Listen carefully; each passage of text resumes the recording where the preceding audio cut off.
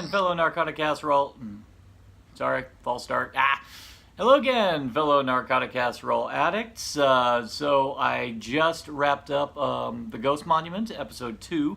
So let's just address the obvious things first, as usual. First off, new title sequence, which I am totally I'm on board with to an extent. First off, I love the imagery. I love the visual concept. I love the color scheme. I love the way the titles pop up in the thing. Though I will say the one thing I wish they had kept, because that was one thing I was very happy that they brought back at the end of Matt Smith's era, and they carried on through to Capaldi's. I want the face back, because if you go back and watch all the classic series from Troughton forward, they always had the present Doctor's face always appear in the credits, and I always felt that was one of the things that kind of defines the era, particularly, and it was one of the things that got you fired up for this particular Doctor at the time. So I feel like that's the one thing that they should never have gotten rid of. Instead, they just decided to throw their producer credits and all stuff. While I do appreciate the people who work on the show, there's a whole series of credits that pop up after the title at the bottom, and believe it or not, we do pay attention to those. So I think that's my only thing. I think they've spent too much time, throwing their creds when they should be selling the show. And if the show's good, we're gonna want to know who made it. So you don't have to throw your creds in our face. So that's really my main complaint about them. The other thing about the credits, the music, top notch. While yes, it does have a classic feel, very Pertwee, has a very Pertwee feel to it. Though I did notice a lot of really powerful bass, and I liked it. I really loved it. It gave her a nice sense of scale to it. And that's actually something that I really forgot to talk about in the last episode, which I'm kind of glad I did, because I feel it's much more on display here. There's something, it just feels inherently bigger. The show just feels huge by comparison. The camera work is much more sweeping, much more grand.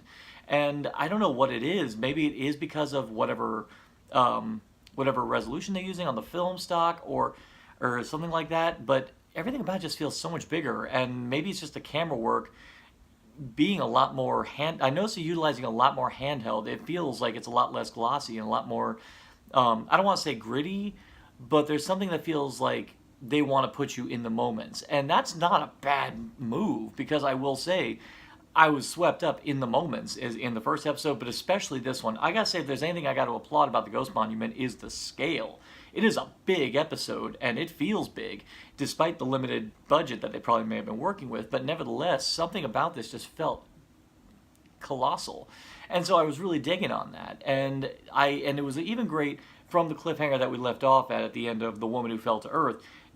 I love the way this one just threw us right into it, and it just keeps the ground running, and it's breathless, and that's a lot of fun for it. And while it does have a strong plot focus, because there's not that many side characters in this, I will say, again, Chibnall falls into the same trap, the same problem I had with him the last episode and all of his prior episodes, is that he seems to have a penchant for throwing away side plots for the sake of the progression of the A plot. Now, I get that you want to keep your focus on the A plot, but you don't have us invest time in these other things on the side if you're not really going to pay them off to the level in which complements the build-up. And of course, in this case, I'm talking about our two main characters who are competing with each other for this grand prize.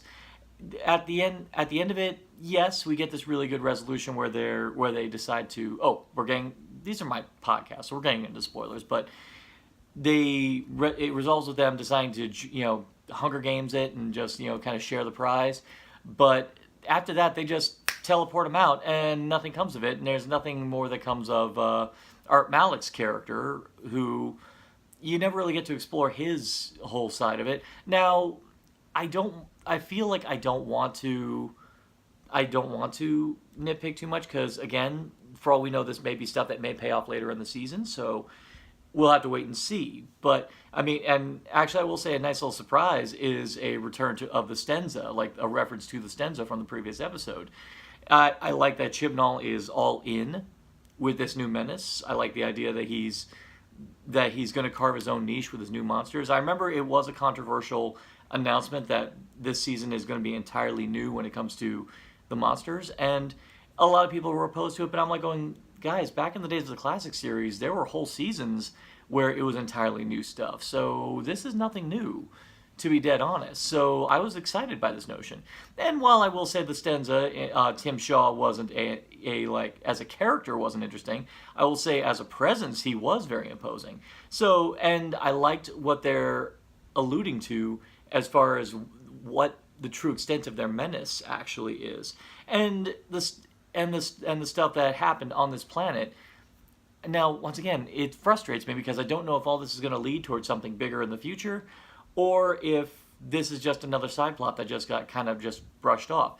I mean, there is an explanation for what happened to the planet, and it's a good explanation, but even then, I don't feel like it's being given the weight that I think it needs to.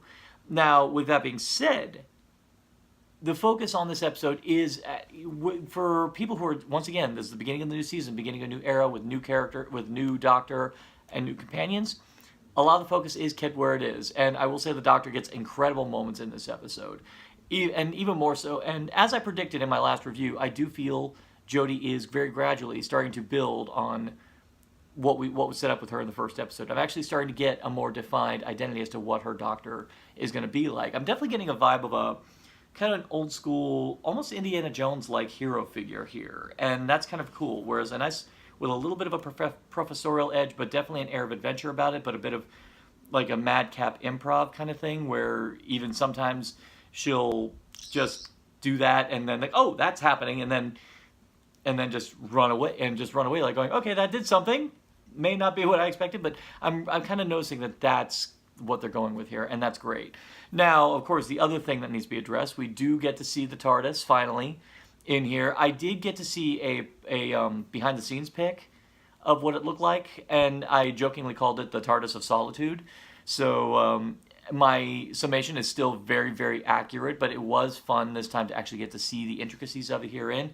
I think the thing I really like about this one is that this one, where I still say amongst the new series, Matt Smith's first TARDIS interior is still my favorite, just because I felt that it did a great job complementing Matt Smith's Doctor, and I also love just the madcap lash-up of it, the fact that there's a typewriter attached to it, the fact that there's a ketchup and mustard dispenser, and how there's a pinball machine in it. I kind of like that level of madness. I just kind of, there was just something about it that was so endearing, and I also still really love the levels and the scale to it.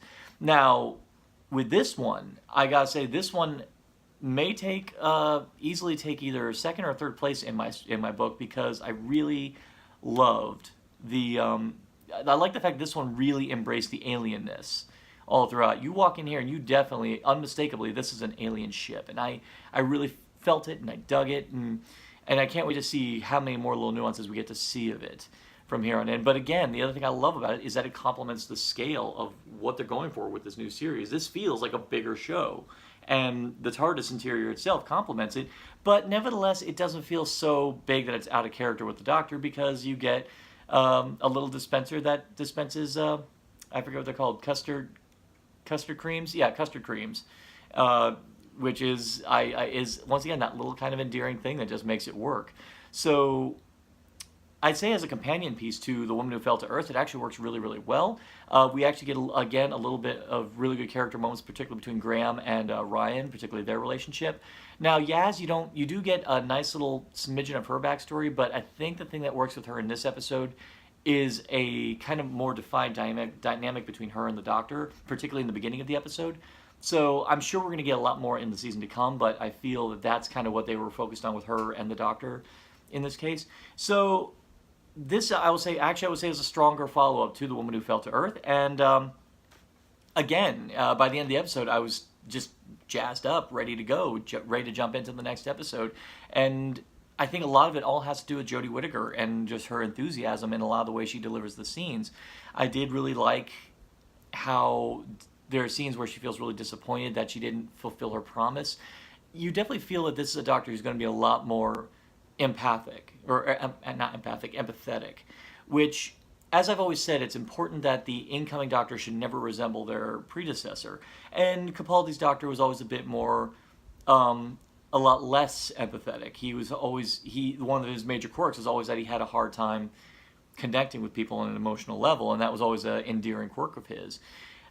And so it was good to have, and in a way, there's a lot of the Fifth Doctor in Jodie Whittaker's performance. I think it's actually, people keep saying even I said she was a bit of Matt Smith, a bit of Tennant, but I'm even seeing a lot of Peter Davison's Doctor in there, except I will say she has a bit more of a glee to her, whereas Davison was a bit more serious.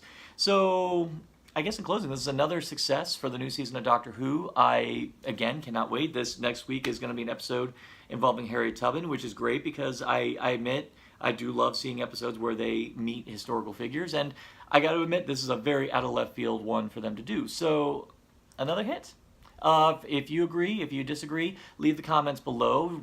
Love discussion. Follow our Twitter at NarcoticCaster1 as well, so we can discuss it there, and also on our Facebook. I'd love to, talky with people about more of this. Stay tuned on Narcotic Casserole for Halloween because we got more rare delicacies of more obscure Halloween delights to come. And then, of course, we got the Cinema Schlock on Halloween Day, and then we got Double November coming up in November. I'm still recording. I'm about 1/3 through the recording phase now, so keep your eye here. So, see ya. Oh, crap.